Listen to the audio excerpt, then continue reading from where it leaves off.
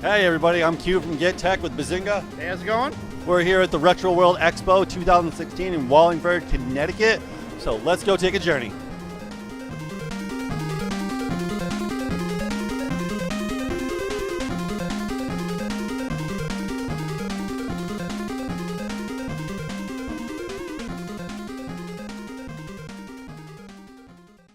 I'm Nate here with getTekt. We're here with Joe Granato from new 8-Bit Heroes, which is what, a documentary, right, about the coming of You want the whole story? How much time do we got? Here we go. Let's see if I can do it under a minute. Somebody start the clock. Okay, so a couple of years ago, I went to visit my childhood home in Syracuse, New York. My parents said, hey, you get all your stuff in storage in the shed, so why don't you bring that down to your new house in Florida so it's not in our shed anymore? So I went out there and I found a box, and it was this old, decrepit, water-worn box, and it was filled with all my old Nintendo stuff.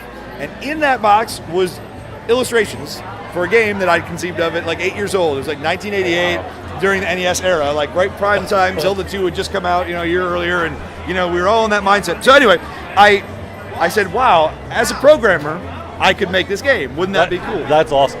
But I started making it in Unity, because I'm a programmer, I've built games for iPhone, and I realized it doesn't scratch the itch unless it's on an actual cartridge. Like it's gotta be for the NES. So I started to look into like homebrewing and post-market development, and I realized what a cool community it was. It was a really interesting art form, because why would you do that as a human being? Like you could make the same game in a weekend that it would take you 2 years to actually get to a cartridge, and nobody has a system to play it anymore. But an iPhone, you could have 1 million people play it. So I like, this is a really fascinating subject matter, and so we started a documentary project about exploring the post-market scene, and then also about our experience trying to bring this game to life and all the challenges and like personal experiences that go into 2 years of building something like this. Yeah, that's gotta be oh my god, a lot of.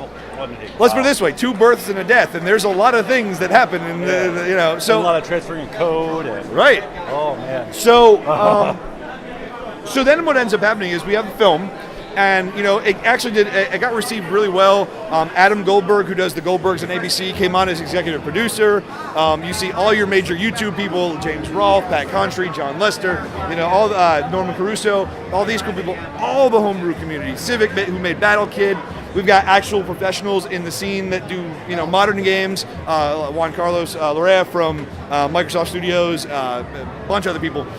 They're all on this beautiful sign behind me, if you want to look. Novelist Piers Anthony was involved. Grammy-winning producer David Sardi was involved. This is a really cool project. But then something really weird happened. We started to show the prototype. We went to Seattle Retro Gaming Expo. We showed the prototype for the first time. And somebody said, well, how'd you make it? We're like, oh, yeah, well, old school techniques. We used assembly language, and then we had to build some tools in order to get the data out faster. He said, can I see the tools?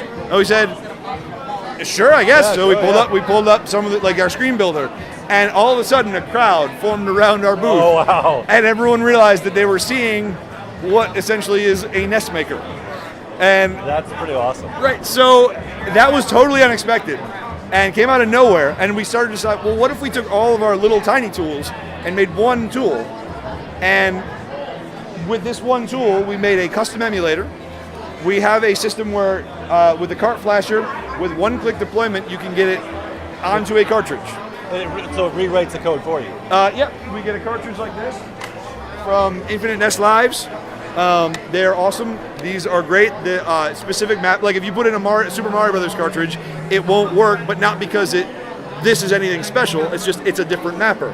So like you can't flash Zelda to a Mario cartridge either. Like it's this uses a mapper you can get through Infinite NES Lives for like $15 or so. Pop it on the cart flasher, and you can then. It takes about 5 minutes for all the data to transfer to a cart, and then you can play this on any hardware-based NES system.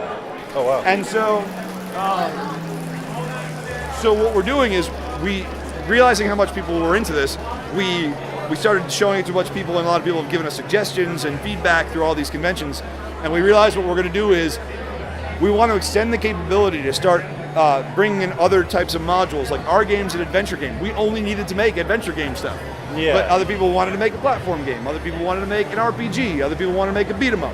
So we started to conceive of a way that we could build these modules that would bring in the different pieces of code that you need to make that game, you never have to touch the code ever, and you can make a game. And that's the whole point, is like removing that 2-3 year obstacle that you'll just give up and go make a game in Game Maker. No, what if you could jump in with the same level of ease and make something for a cartridge? And so the Kickstarter is going to be to help us make those modules for like platform games and RPGs and stuff like that. And we'll take it as far as the money stretches. So if we make X amount of money, we can do the platform. If we make X amount more, we can do the RPG. That would be, yeah. But as you can see, the engine, the tool itself, it works right now. Like we're ready to rock. So if anyone's wondering, will this ever be a thing? It's a thing already. It is a thing. We're just trying to make it as cool as we can. Yeah, it reminds me of the first thing when I first saw your website, I thought of the first Zelda game. Because that was the first real adventure game I played in the NES. Right. That was the one that came to mind. Sure. And I was like, wow, be able to make my own. That would be so amazing. And a lot of people have like had Zelda, like played with Zelda Classic. Have you ever played with Zelda Classic? Yeah. Okay. And everyone on the forums will ask, Armageddon Games forums, can I flash this to a cartridge? And most of the time, the answers are really trollish, like, no, you idiot, you can't flash it to a cartridge, because, well, guess what? Now you can. Now you can. And can you flash a Game Maker game to a cartridge? No, but here you go. So we're making a tool that works with that ease. We've done the coding for you. We've done the memory management for you. That might mean that it's not as optimum as it could be, but it's gonna work. Yeah. And you're gonna be able to get your story onto a NES card, and that's the goal. Now, what about flashing it onto like an EverDrive or? It should work fine. Okay. It should be completely fine. The only thing that might be weird, anything that's using emulation, you have to have an emulator that supports this mapper. Some do, some don't. Especially if they're older, they might not. Like an old Nesticle might not. Yeah. But FCEUX does, I think now. The build I have does anyway. Yeah. But ours comes with our custom emulator shell, which actually shells it up as an EXE. So you don't have to worry about people like copying the ROM out and all that stuff, because it actually makes it a self-executable file. Oh wow, that's right. So, and also that means you can put your games on Steam or whatever, because it's an EXE. It's not. Well, that's one question I have. Since you guys developed the tool, are you allowing people to put their game on Steam if they made it with your product? Yes. So here's how that's going to work, and let's say that I am 99% on this, because it's a conversation that involves more than just myself. Yeah. The only thing that's prohibited with this tool is for somebody to use our assets. So like a person couldn't reskin Mystic Search, like remake Mystic Searches and make a better overworld and then sell Mystic Searches 2. That's not gonna And it's a lot of that has to do with our IP, involved. There's an investor involved with our IP too. So they have created as much creative stake in it as we do. You can make a fan game, that's awesome. Or you can make your own assets and make your own game and sell it all you want, and that's totally possible too. And we are not going to charge anything for you to put out your game. If it's your own assets, you don't need to license it. If you bought the system, it's licensed. You can now use this engine. So all royalty that they sold is all theirs. It's all theirs. Oh wow, that's really awesome. We don't need to make money off this. I have a great day job. I want more NES games to play. Yeah, and future generations, now that you've made this tool, will pretty much ensure a portion of NES games are still going to be made to this day. I'm hoping. That's amazing. Now, what about this game you made? And where can we get this game? All right, there are 3 versions. We got your standard gray cartridge, which is sort of a la carte. It comes just like this. That's what you get. What's kind of neat about this one, though, is the artwork was done by Mark Erickson, who was an artist that did NES covers and labels and stuff like that, and he volunteered to do this, which is awesome. There's sort of our black box version, which for the collector, box, manual, standard, I walked into Toys R Us and bought the game. That's this guy. Illustrator was Morgan Davidson. If you believe it or not, that's colored pencil. Wow. You can see it blowing up over there. She's absolutely incredible. And then these awesome limited edition, fully playable wood grain cartridge. And what somebody told me about this, and I thought it was really neat. We thought, that'd be cool because it's a fantasy game, and the woods are very important to it. We'll make a wood cartridge. They said, what's weird? That cartridge used to be alive. I'm like, oh, that's cool. And we started thinking about it like that. Like this is organic. This was a living thing once, So that's kind of neat.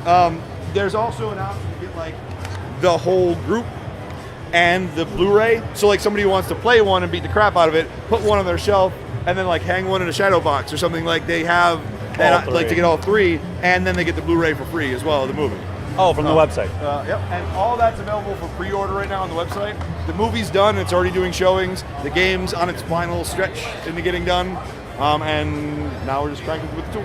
Yeah, that is awesome. You guys are doing a great job, and I'm just glad that there's people like you out there and sharing like these style of games to our future. Because I don't think previous generations, we have really flashy games, but I think a lot of gameplay gets lost. Absolutely. Where these games rely distinctly on gameplay. Two buttons. Gameplay. So Give yes. me a D-pad, A and B. That's all I need. So on behalf of getTekt, I want to thank you. Hey, for thank you for making this tool. Absolutely. Let's make a screen. Yeah.